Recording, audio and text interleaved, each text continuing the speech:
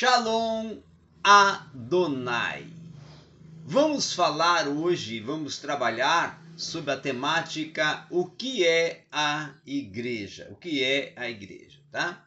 Através dos séculos, os crentes em Jesus Cristo, eles têm vivido e participado da comunhão e da interação, participando, congregando, sendo membro em uma igreja. Então a igreja, nós dizemos que ela é o quê? Justamente a comunidade dos crentes, tá? Dos fiéis, a comunidade dos fiéis. E contudo, se há, vamos dizer assim, um lugar onde se manifesta o espírito também de divisão e de dissensão entre os cristãos, infelizmente esse lugar também é a igreja. Então, algumas igrejas, elas muitas vezes pretendem ser as únicas que são verdadeiras e rejeitam as demais como sendo igrejas falsas ou pelo menos com deficiências.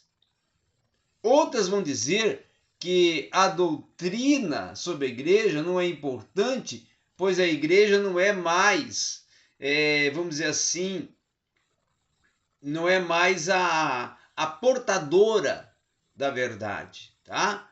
E uma outra questão também, que muitos vão reunir-se para se apoiarem mutuamente na fé, mas logo vão insistir em que todos seus membros devem estar de acordo com todos os detalhes da doutrina, ou seja, do ensino, do que é ensinado, tá? Como se elas mesmas fossem as árbitras finais em matéria de fé.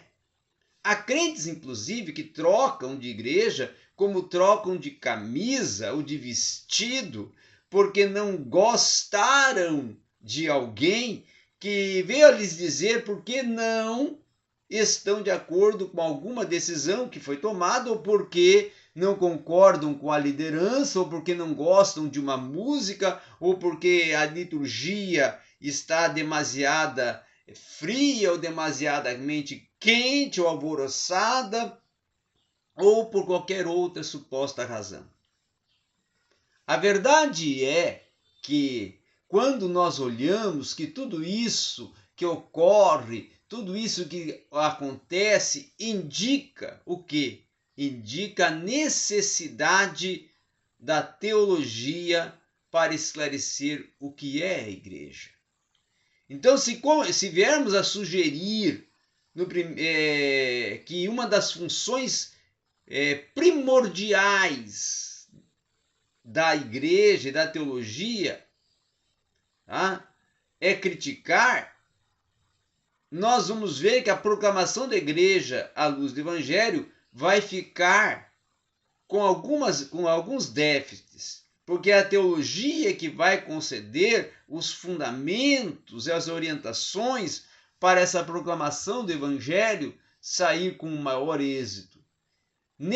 Uma outra questão também que nós temos que ver, que certamente na igreja se manifesta o poder do Espírito Santo, mas também, muitas vezes, o poder das circunstâncias sociais, econômicas, políticas e culturais vai se sobrepor.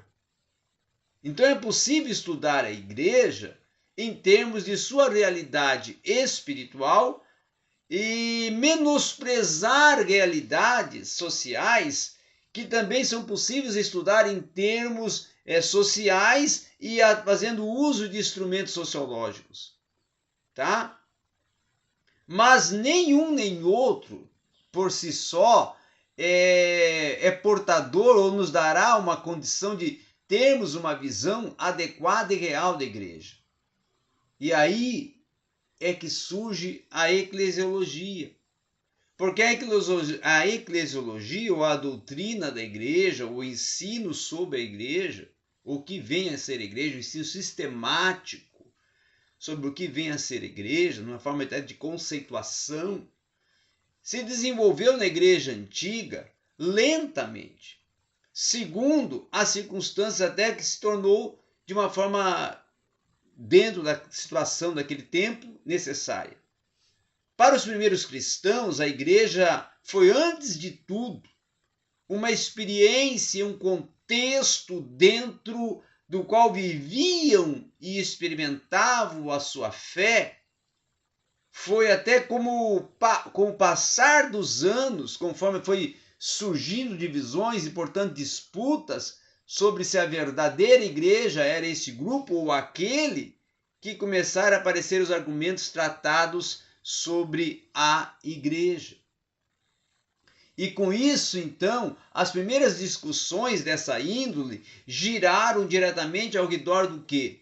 Ao redor, ou tratando sobre o gnosticismo e de sua pretensão de possuir uma doutrina secreta, transmitida em particular contra o que a igreja defendia sobre Jesus. Tá? Diante de tais pretensões de uma sucessão secreta e privada, os escritores dos séculos II e III, então, recusaram uma sucessão aberta e pública.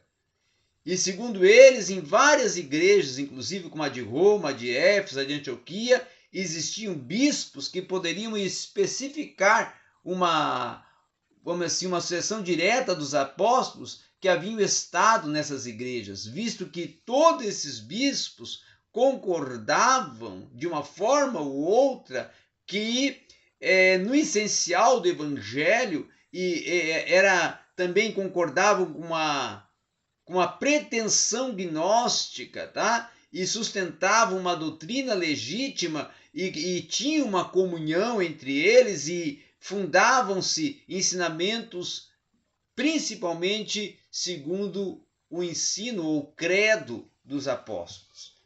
Uma outra questão também é que, se nós formos olhar dentro desse contexto, principalmente no século III, já no norte da África, quando Cipriano de Cartago vai escrever um importante tratado, que é o denominado Unitate Ecclesiae, foi Cipriano quem vai cunhar as duas fases célebres nesse tratado,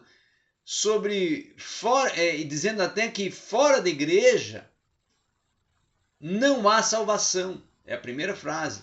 E a segunda é: não pode ter Deus por pai quem não tiver a igreja por mãe.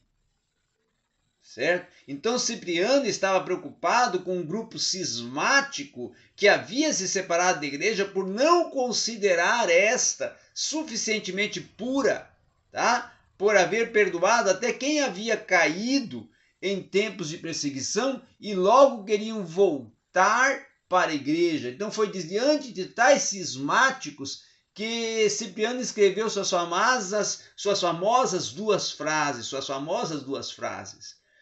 Algo parecido também vai acontecer com Agostinho até o final do século IV, quando outro grupo, já os donatistas, vão se apartar do resto da igreja por razões semelhantes às de quem havia se apartado nos tempos de Cipriano.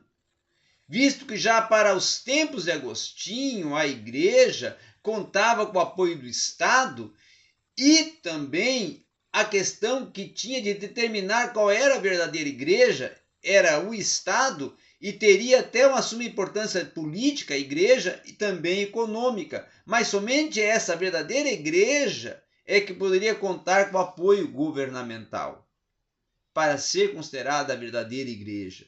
Então o próprio Agostinho vai escrever vários tratados, essencialmente, que a verdadeira igreja é a que é e a que se encontra presente em toda a terra e está em comunhão com Roma, cujo bispo pode inclusive assinalar uma sucessão ininterrupta a partir dos apóstolos Pedro e Paulo. Tá? A partir de então, a eclesiologia vai continuar desenvolvendo-se quando sempre como um meio para refutar os cismáticos, quer dizer, para argumentar que a verdadeira igreja é esta e não aquela. Tá? Uma outra questão também que ela vai se trabalhar em parte até para refutar as pretensões da Igreja Romana e demonstrar a realidade que está na verdadeira Igreja. Então, é essa a proposta de uma eclesiologia na contemporaneidade da Igreja e no seu transitar como portadora da mensagem salvífica. Obrigado a todos.